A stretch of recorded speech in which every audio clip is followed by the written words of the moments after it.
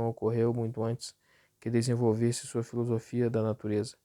Nos fragmentos escritos na juventude, Hegel descreveu os processos vitais como dotados de uma unidade original que é destruída pela divisão entre subjetividade e objetividade e pela substituição do amor pela lei. É esse conceito de alienação e não o que Hegel utilizou em sua filosofia da natureza que foi usado contra ele por alguns de seus alunos, especialmente por Marx, para rejeitar a posição hegeliana de que a alienação é superada na história pela reconciliação. O indivíduo está alienado e não reconciliado. A sociedade está alienada e não reconciliada. A existência é alienação. No poder dessa percepção, eles adotaram uma atitude revolucionária contra o mundo tal como existia e foram existencialistas muito antes de começar o século XX. Alienação no sentido em que o termo foi usado pelos anti-hegelianos indica a característica fundamental da condição humana. O ser humano, tal como existe, não é aquilo que é em sua essência e o que deveria ser.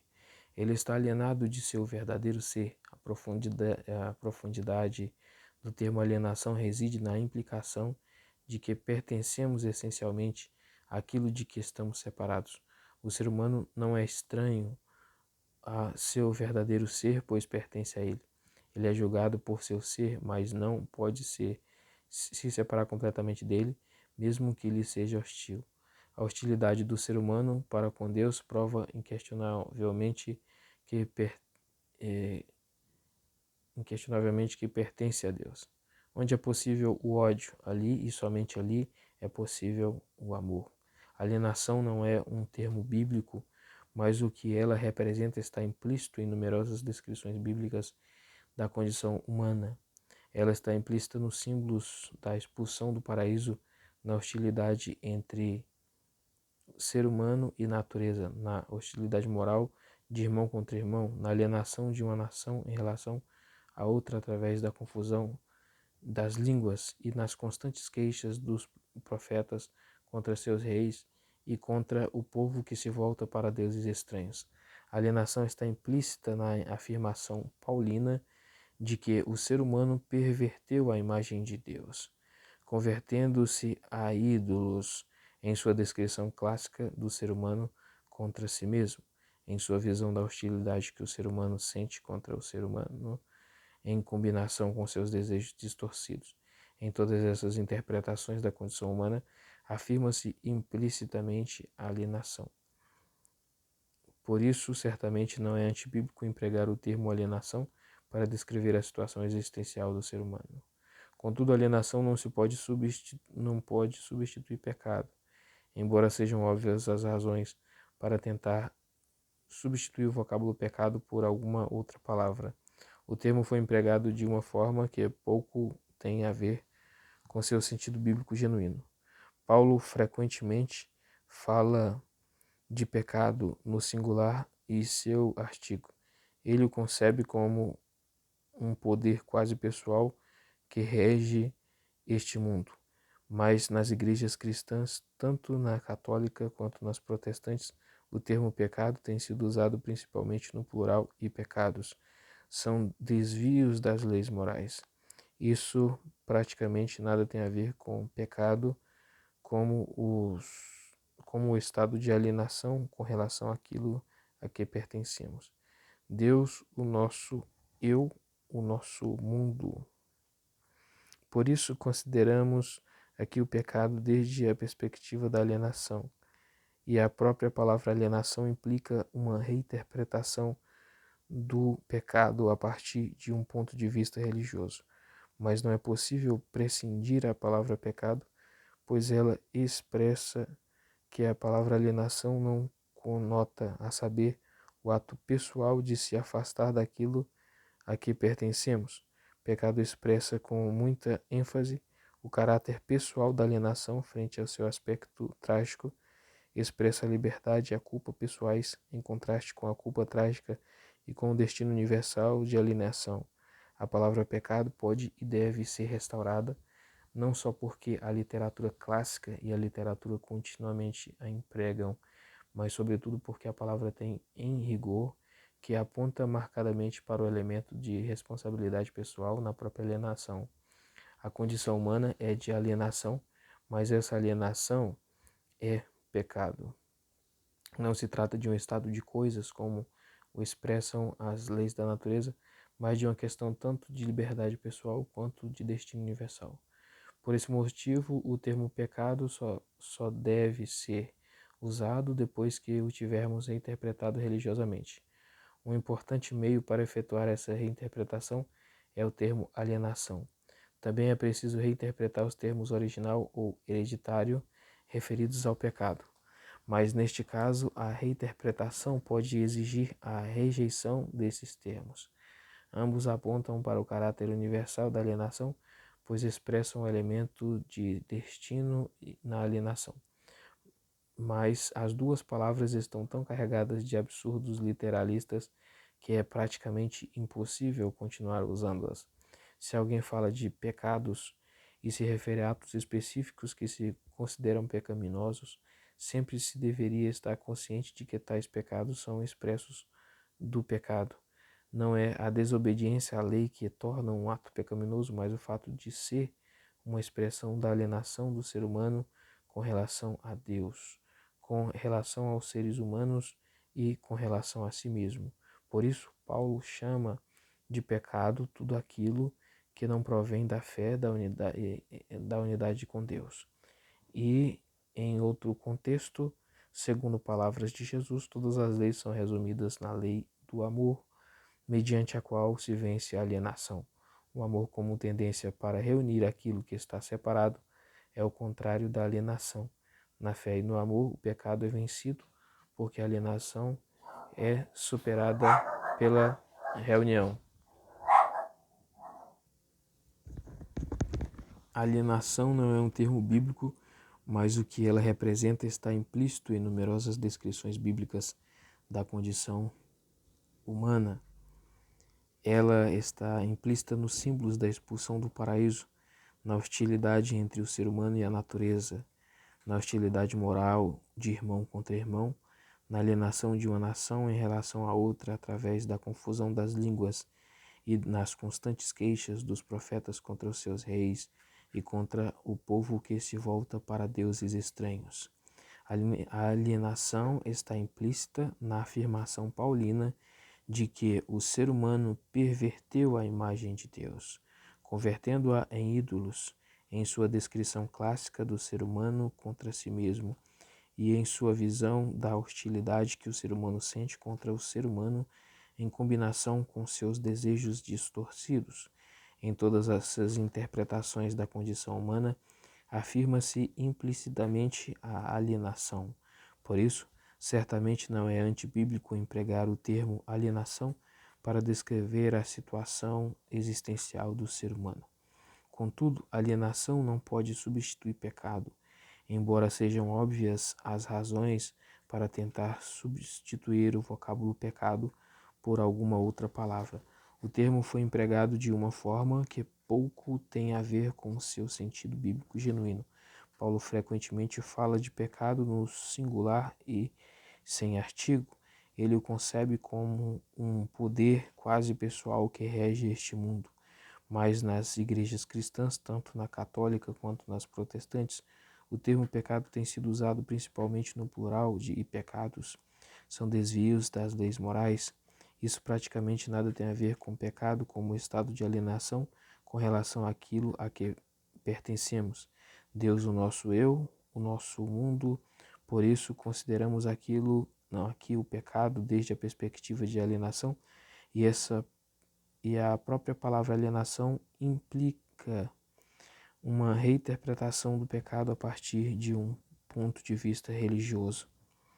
Mas não é possível prescindir a palavra pecado, pois ela expressa aquilo que a palavra alienação não conota, a saber, o ato pessoal de se afastar daquilo a que pertencemos. Pecado expressa com muita ênfase o caráter pessoal da alienação frente ao seu aspecto trágico. expressa a liberdade e a culpa pessoais, em contraste com a culpa trágica e com o destino universal da alienação. A palavra pecado pode e deve ser restaurada, não só porque a literatura clássica e a liturgia continuamente a empregam, mas sobretudo porque a palavra tem um rigor que aponta marcadamente para o elemento da responsabilidade pessoal na própria alienação. A condição humana é de alienação, mas essa alienação é pecado. Não se trata de um estado de coisas, como expressam as leis da natureza, mas de uma questão tanto de liberdade pessoal quanto de destino universal, pois por este motivo o termo pecado só deve ser usado depois que o tivermos reinterpretado religiosamente. Um importante meio para efetuar essa reinterpretação é o termo alienação. Também é preciso reinterpretar os termos original ou hereditário referidos ao pecado, mas neste caso a reinterpretação pode exigir a rejeição desses termos. Ambos apontam para o caráter universal da alienação, pois expressam o elemento de destino na alienação. Mas as duas palavras estão tão carregadas de absurdos literalistas que é praticamente impossível continuar usando-as.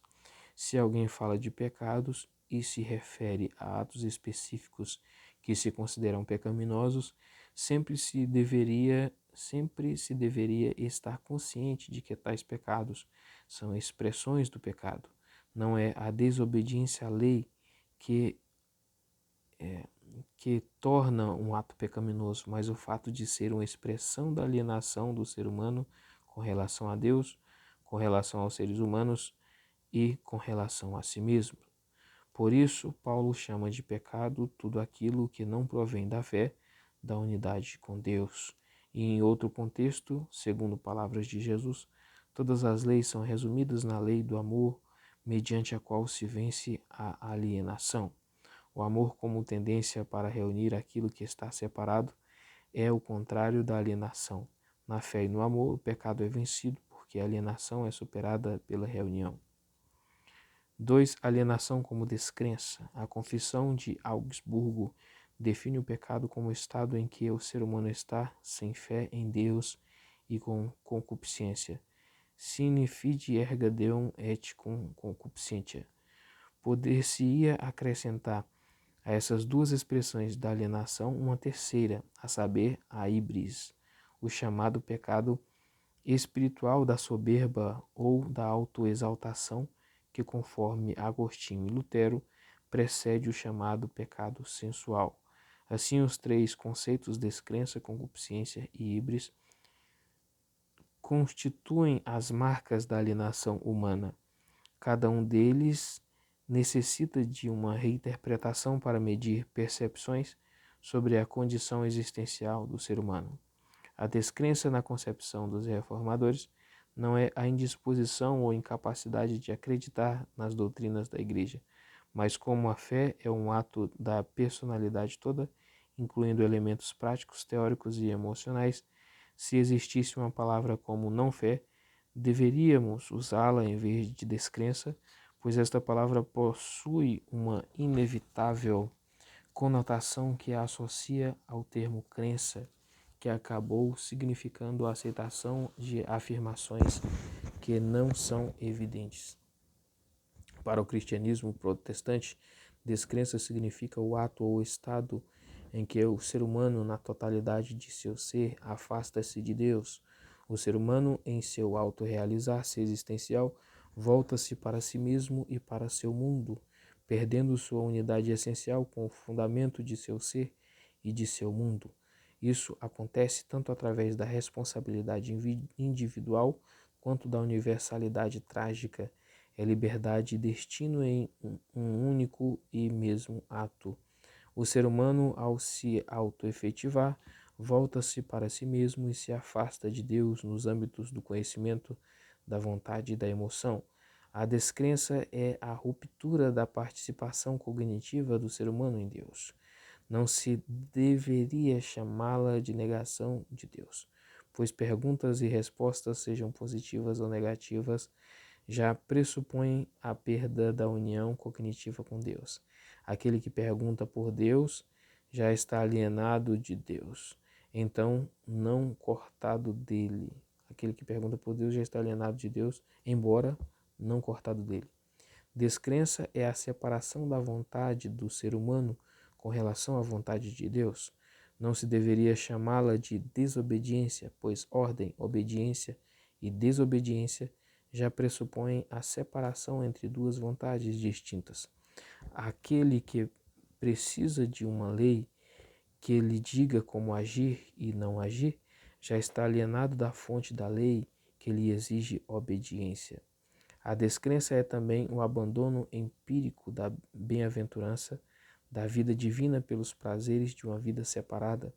Não se deveria chamá-la de amor a si mesmo, porque para ter um eu que não só possa ser amado por Deus, como também possa amar a Deus, o próprio centro pessoal deve ter abandonado o centro divino ao qual pertence e no qual o amor de si mesmo e o amor de Deus estão unidos. Tudo isso está implícito no termo descrença, é a primeira marca da alienação, e seu caráter justifica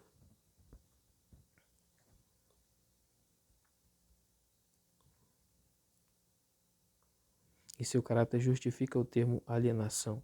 A descrença do ser humano é sua alienação com relação a Deus no centro de seu ser.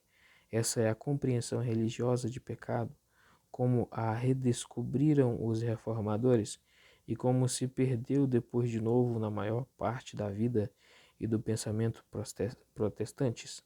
Se a descrença é entendida como alienação do ser humano com relação a Deus no centro de seu eu, então a teologia protestante pode aceitar a interpretação agostiniana de pecado como o amor que se volta de Deus para si mesmo. Não fé é, em última análise, idêntica a não amor. Ambos apontam para a alienação do ser humano em relação a Deus. Para Agostinho, o pecado é o amor que deseja os bens finitos por si mesmos e não em função do bem último. É possível justificar o amor de si mesmo e do mundo se ele afirma todo o finito como manifestação do infinito e deseja unir-se ao finito por esse motivo. O amor de si e do mundo é um amor distorcido, se não penetra através do finito até seu fundamento infinito. Se este amor se volta do fundamento infinito para suas manifestações finitas, então é descrença. A ruptura da unidade essencial com Deus é a característica fundamental do pecado. É alienação tanto em termos de fé como em termos de amor. Existe, todavia, uma diferença entre as duas definições de pecado. O conceito de fé implica um elemento de apesar de, a coragem de aceitar a mensagem de que se é aceito apesar de pecado. Alienação e desespero. Quando se formula essa questão, a forma apaixonada e desesperada como o fizeram os reformadores, estabelece-se a primazia da fé. Essa reunião do alienado com Deus é a reconciliação e ela tem o caráter de apesar de, já que é Deus quem deseja que nos reconciliemos com Ele. Por esse motivo, o protestantismo sustenta a primazia da fé, tanto na doutrina do pecado quanto na doutrina da salvação. Para Agostinho, a união entre Deus e o ser humano é restabelecida pelo poder místico da graça através da mediação da Igreja e de seus sacramentos. A graça como infusão do amor é o poder que supera a alienação. Portanto, para Agostinho e para a Igreja Católica Romana, o amor tem primazia tanto da doutrina do pecado como da doutrina da salvação. Para os reformadores, a alienação é vencida pela reconciliação pessoal com Deus e pelo amor que se segue a essa reconciliação. Para Agostinho, a alienação é vencida pelo amor infundido por Deus e pela fé que é expressa doutrinamente pela Igreja Católica Romana. Mas apesar dessa diferença profunda, existe um ponto em que as duas doutrinas convergem. Ambas enfatizam o caráter religioso do pecado, uma característica para a qual aponta o termo alienação. A primeira marca da alienação, a descrença, inclui o não amor. O pecado é uma questão de nossa relação com Deus e não com as autoridades eclesiásticas, morais ou sociais. Pecado é um conceito religioso, não no sentido em que se costuma usá-lo em contextos religiosos, mas no sentido de apontar para a relação do ser humano com Deus em relação de alienação e de uma possível reunião. 3. Alienação como híbris. No estado de alienação, o ser humano se encontra fora do centro divino ao qual o seu próprio centro pertence essencialmente. O ser humano é o centro de si mesmo e de seu mundo. A possibilidade, e com ela a tentação, de abandonar seu centro essencial é dada ao ser humano porque estruturalmente ele é o único ser plenamente centrado. Não só é o único que tem consciência, que é uma centralidade elevada, mas incompleta, mas também tem consciência de si mesmo ou centralidade completa. Essa centralidade estrutural confere ao ser humano sua grandeza e dignidade e a torna a imagem de Deus. Ela indica sua capacidade de transcender tanto a si mesmo quanto a seu mundo, de contemplar a ambos e de ver a si mesmo em perspectiva como o centro ao qual convergem todas as partes de seu mundo. Ser um eu e ter um mundo constituído em ser um eu e ter um mundo constitui em o desafio que se coloca ao ser humano como a perfeição da criação. Mas essa perfeição é ao mesmo tempo sua tentação. O ser humano é tentado a transformar-se existencialmente em centro de si mesmo e do seu mundo. Quando olha para si mesmo e para o seu mundo, percebe sua liberdade e com ela sua infinitude potencial. Ele percebe que não está preso a nenhuma situação especial, nem a qualquer elemento dela, mas ao mesmo tempo ele sabe que é finito. Foi uma situação que induziu os gregos a chamar o ser humano de mortal e a atribuir a infinitude potencial do ser humano aos deuses, chamando-os de os imortais. O ser humano só pode criar as imagens dos deuses imortais porque estava consciente de sua própria infinitude potencial. O fato de estar situado entre a finitude real e a infinitude potencial capacita o ser humano a chamar os seres humanos, e somente os seres humanos, de mortais, embora todos os seres tenham que morrer, e chamar as imagens divinas dos seres humanos de imortais. Se o ser humano não reconhece essa situação, o fato de estar excluído da infinitude dos deuses, ele incorre em híbris. Ele eleva a si mesmo acima dos limites de seu ser finito e provoca a ira divina que o destrói. Esse é o tema principal da tragédia grega. Não podemos traduzir adequadamente a palavra híbris, embora a realidade que designa seja descrita não só na tragédia grega, mas também no Antigo Testamento. Ela é expressa mais claramente na promessa da serpente a Eva de que, comendo da árvore do conhecimento, o ser humano seria igual a Deus. Híbris é a autoelevação do ser humano à esfera do divino. O ser humano, por causa de sua grandeza, é capaz dessa autoelevação.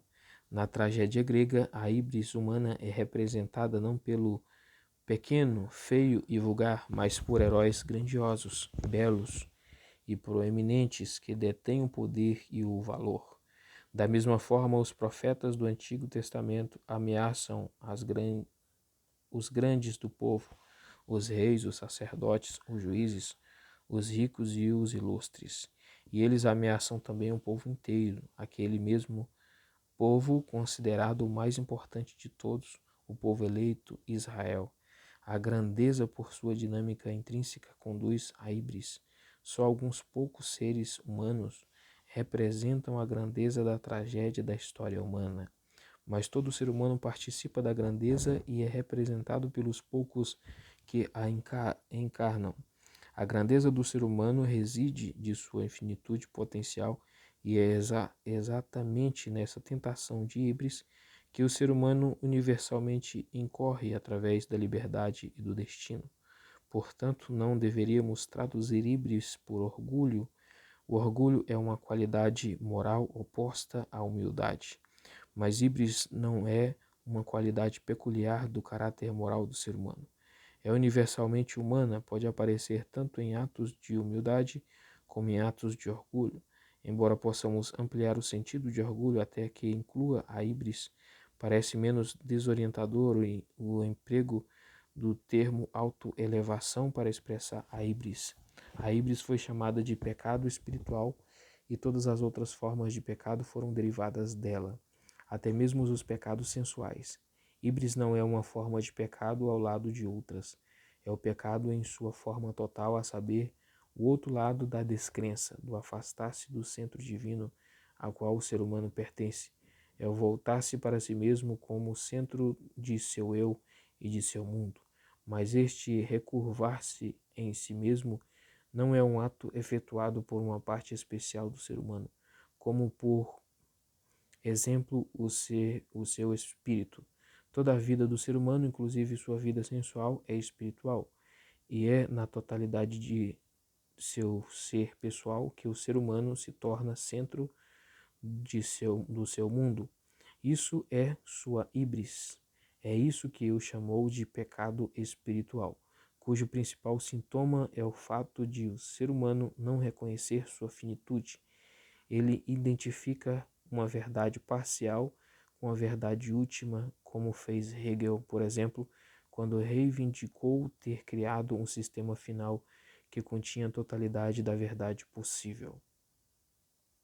As reações existencialistas e naturalistas contra seu sistema e a catástrofe que acarretaram esses ataques foram a resposta à sua híbris metafísica, à sua ignorância da finitude humana.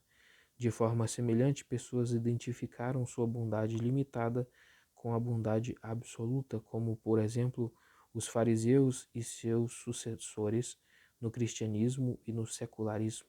Também nestes casos, a autodestruição trágica se seguiu à híbris, como tem demonstrado as catástrofes do judaísmo, do puritanismo e do moralismo burguês. E o ser humano identifica, em segundo lugar, sua criatividade cultural com a criatividade divina. Ele atribui valor infinito às suas criações culturais finitas, convertendo-as em ídolos, elevando-as em objetos de preocupação última. A resposta divina à híbris cultural é a desintegração e decadência de todas as grandes culturas no transcurso da história. Esses exemplos procedem das formas de híbris que têm significado histórico e transcendem o destino individual. Eles nos mostram de modo irrefutável o caráter universalmente humano da autoelevação, mas a autoelevação de um grupo ocorre através da autoelevação de indivíduos. Todo indivíduo dentro e fora do grupo incorre em momentos de híbris. Todos os seres humanos alimentam o secreto desejo de serem como Deus e todos agem de um acordo com isso em sua autoavaliação e autoafirmação. Ninguém está disposto a reconhecer em termos concretos sua finitude, sua fraqueza e seus erros, sua ignorância e sua insegurança, sua solidão e sua angústia. E se alguém está disposto a reconhecê-los, transforma essa sua disposição em novo instrumento de híbris. Uma estrutura demoníaca impele o ser humano a confundir a autoafirmação natural com a autoelevação destrutiva. Número 4. Alienação como concupiscência.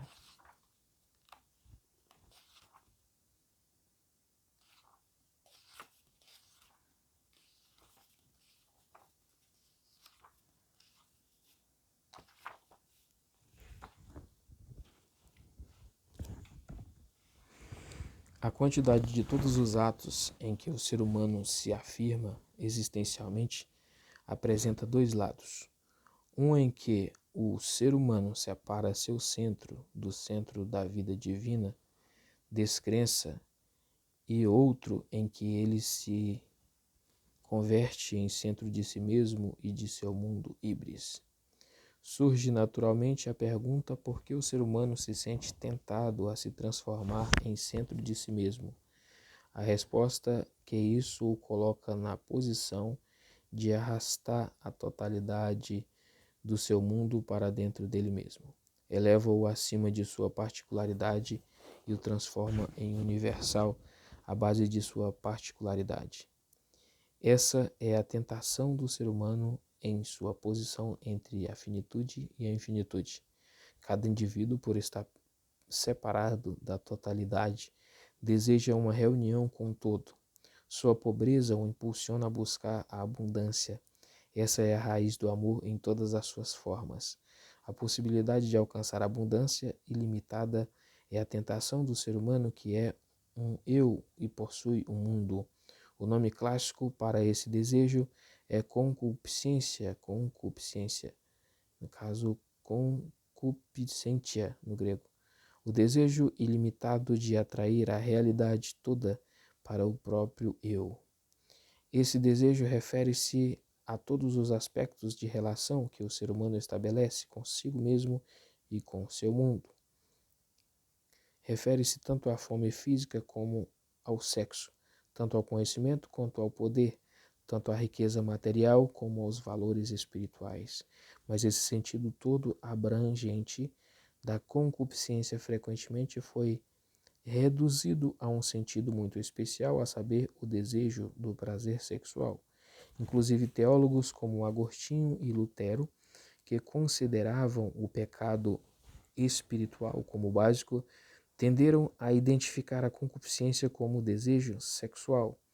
É compreensível que Agostinho sustentasse essa concepção, pois nunca superou a depreciação helenística e, sobretudo, neoplatônica do sexo, mas é inconsistente e difícil de compreender que resquícios dessa tradição perdurem na teologia e na ética dos reformadores. Eles nem sempre rejeitam claramente a doutrina não protestante de que o pecado hereditário está enraizado no prazer sexual do ato de geração. Se a palavra concupiscência é usada neste sentido limitado, ela certamente é incapaz de descrever o estado de alienação geral, e seria preferível que os abandonássemos completamente, pois a ambiguidade dessa palavra é uma das muitas expressões que causam a ambiguidade da atitude cristã frente ao sexo. A Igreja nunca foi capaz de abordar adequadamente este problema ético e religioso central. Assim, pois, explicitar agora o pleno significado de concupiscência pode contribuir eficazmente para resolver esta situação. A doutrina da concupiscência, considerando-se o termo em seu sentido todo abrangente, pode ser confirmada por muito material e percepções profundas da literatura existencialista, da arte, da filosofia e da psicologia. Bastará mencionar primeiro alguns exemplos, alguns dos quais expressam o sentido de concupiscência em figuras simbólicas, outros em forma de análise. Quando Kierkegaard descreve a figura do imperador Nero, ele recolhe a um tema do cristianismo primitivo para elaborar a psicologia da concupiscência. Nero corporifica as implicações demoníacas do poder ilimitado. Ele representa um indivíduo que conseguiu vincular à sua pessoa o universo mediante o exercício de um poder que utiliza em proveito próprio tudo aquilo que lhe aprouver. Kierkegaard descreve o completo vazio interior desta situação, que conduz à determinação de causar a morte e tudo o que encontra, inclusive a si próprio. De uma forma similar, ele interpreta a figura de Dom Juan de Mozart, criando a figura adicional de Johannes, o sedutor.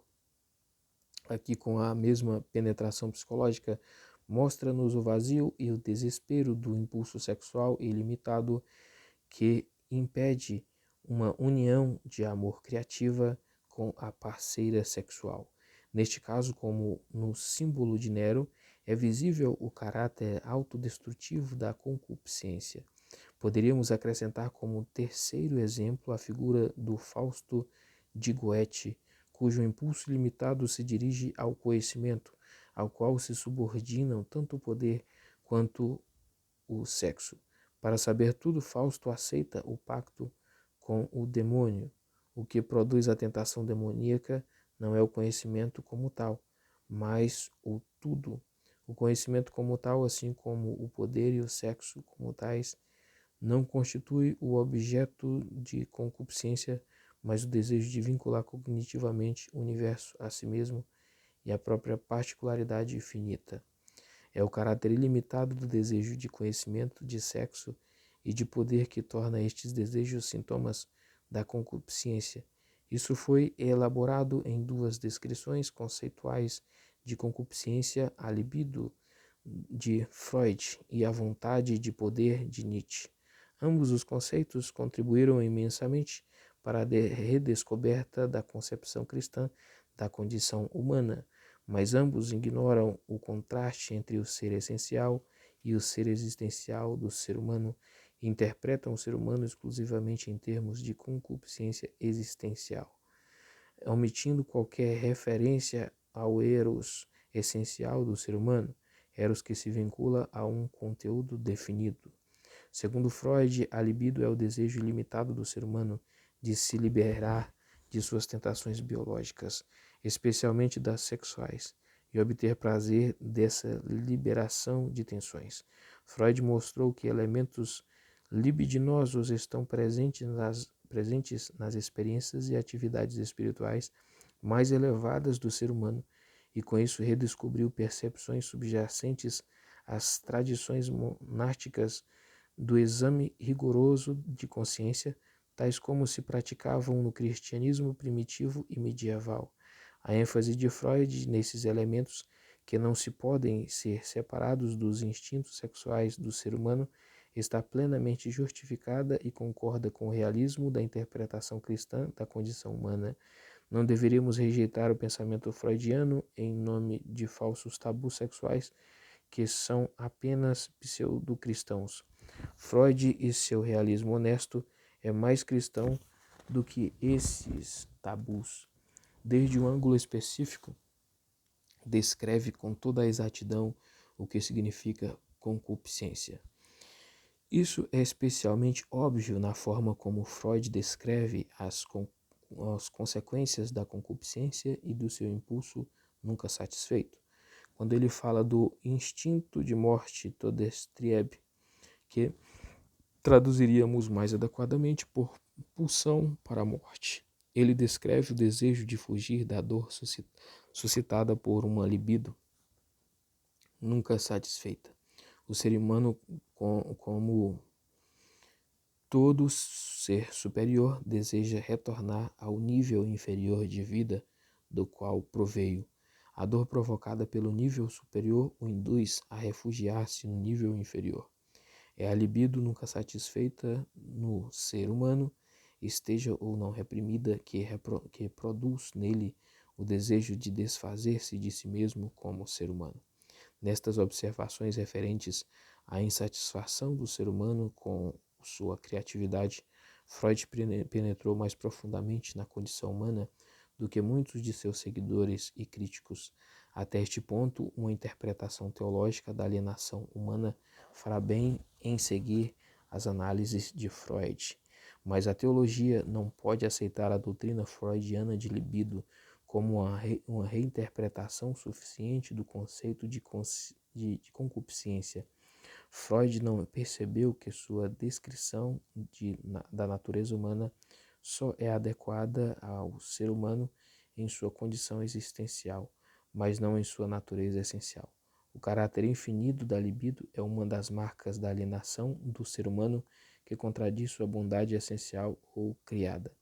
Na relação essencial do ser humano consigo mesmo e com seu mundo, A libido não é concupiscência, não é o desejo infinito de vincular o universo à sua existência particular, mas um elemento do amor unido às suas outras qualidades, eros, filia e ágape.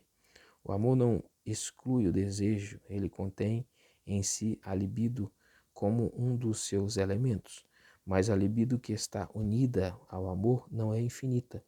Como todo amor, ela tende para o sujeito definido com quem deseja unir o portador do amor. O amor quer o outro ser e o quer na forma de libido, eros, filia ou ágape.